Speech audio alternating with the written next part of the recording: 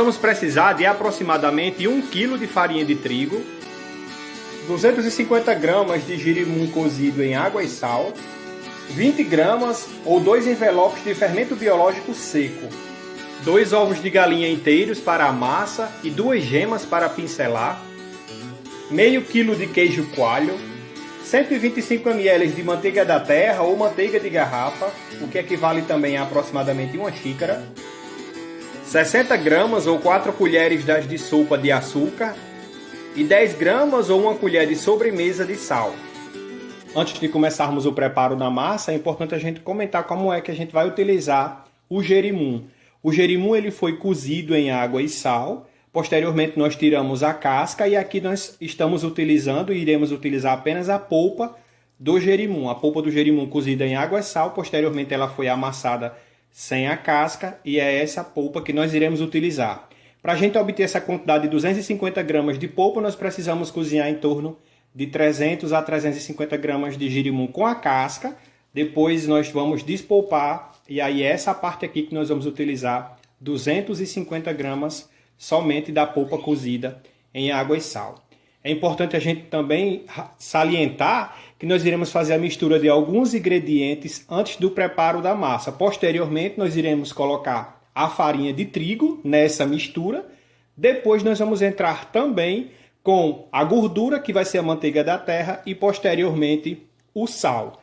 Nós não iremos provavelmente utilizar toda a farinha de trigo sugerida na descrição dos ingredientes. Isso vai depender muito da umidade que nós vamos obter aqui desse purê de jerimum e também da umidade da farinha de trigo que nós iremos utilizar. Então nós vamos misturando a farinha de trigo aos poucos. Nós iremos começar misturando o leite, tentar fazer da forma mais prática possível. Vamos misturar também os ovos. Vamos entrar com o açúcar, o fermento.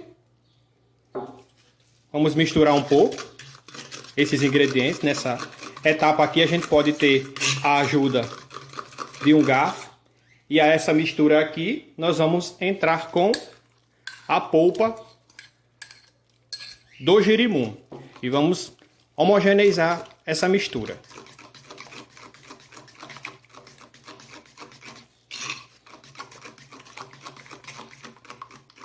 Vamos adicionar uma parte da farinha de trigo. Posteriormente, nós vamos entrar com a manteiga de garrafa e também com o sal. Vamos misturar um pouco aqui da farinha. E nessa etapa aqui não tem jeito, já vamos começar a misturar com a mão.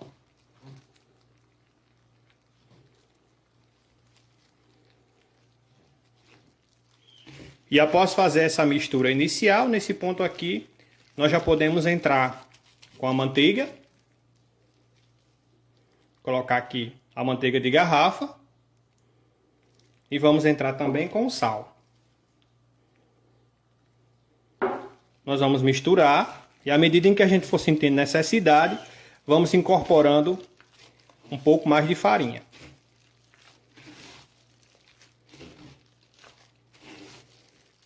Eu adicionei um pouco mais daquela nossa farinha inicial. E vamos continuar misturando.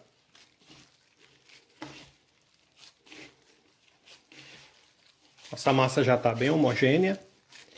E aí, a partir desse ponto aqui, que a gente percebe que a massa já está mais ou menos uniforme, nós precisamos sovar essa massa por aproximadamente 15 minutos, para a gente ativar o glúten e a gente ter um pão bem fofinho.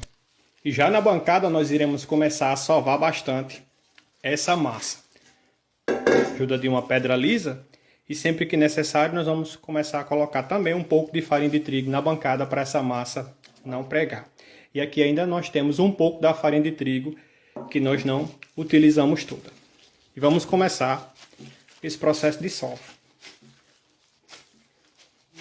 Faz mais ou menos 20 minutos que a gente está sovando essa massa aqui e a gente percebe que ela está chegando ao ponto. Ela fica uma massa bem lisa, bem uniforme. Nesse ponto aqui nós vamos dar as condições para ela ficar na primeira fermentação. Aqui naquela primeira vasilha que nós começamos a misturar os ingredientes, que a gente tem um pouco de farinha no fundo, nós vamos colocar ela para ela descansar por aproximadamente meia hora. Nós vamos também cobrir com plástico filme ou com um guardanapo.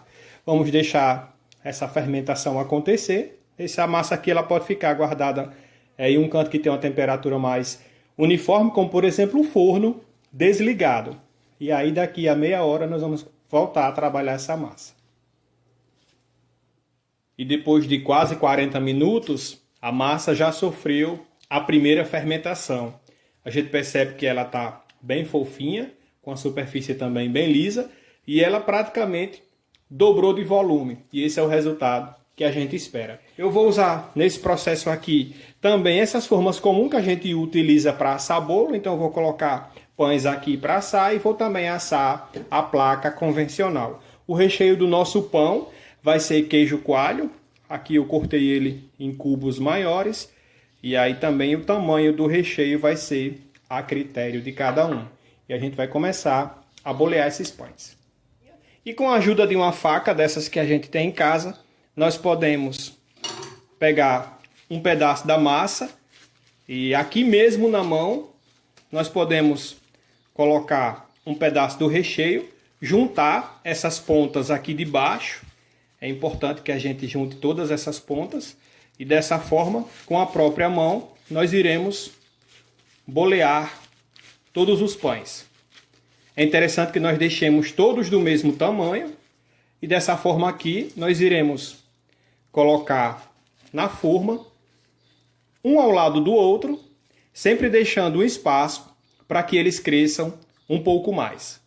A gente percebe que eles já começam novamente o processo de fermentação. E nós iremos agora aguardar aproximadamente mais uns 15 minutos até que eles cresçam mais um pouco e que nós possamos pincelar com gema e levá-los ao forno. E após a segunda fermentação, nós iremos pincelar a superfície dos pães com gema.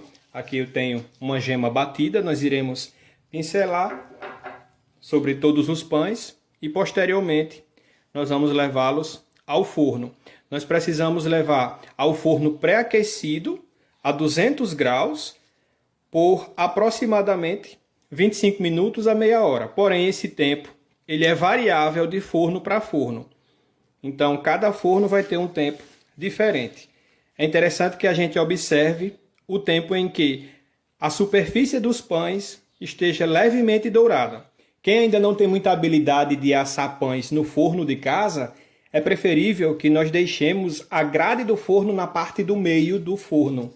Porque se a gente deixar na parte muito baixa, ele tende a assar muito o pão na parte de baixo, enquanto que vai haver menos calor na superfície, e aí nós ficamos aguardando que a superfície fique dourada e vai demorar muito e a parte de baixo do pão pode até queimar. Então, quando a gente deixa esses pães na parte do meio da grade, dentro do forno, o calor ele vai ser equilibrado da parte de cima e da parte de baixo, então o pão ele tende a assar por igual. Então já podemos levar esses pães ao forno.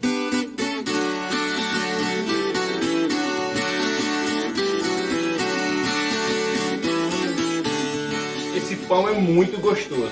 Eu queria fazer duas observações bem rápidas. Primeiro, a respeito do jerimum que eu utilizei. Eu utilizei o jerimum caboclo, mas todo mundo pode ficar à vontade para utilizar o jerimum de sua preferência ou que tiver disponível em casa. Outro detalhe também é que quanto mais alaranjado for a polpa do jerimum que a gente for utilizar, mais o pão vai ficar com essa coloração característica. Outro aspecto também é que quem não quiser utilizar recheio, quem não quiser colocar o queijo coalho, também não precisa colocar e eu garanto que o pão vai ficar bom que só. Eu vou ficar por aqui que eu vou terminar de degustar o meu e a gente se encontra na próxima receita. Tchau, tchau!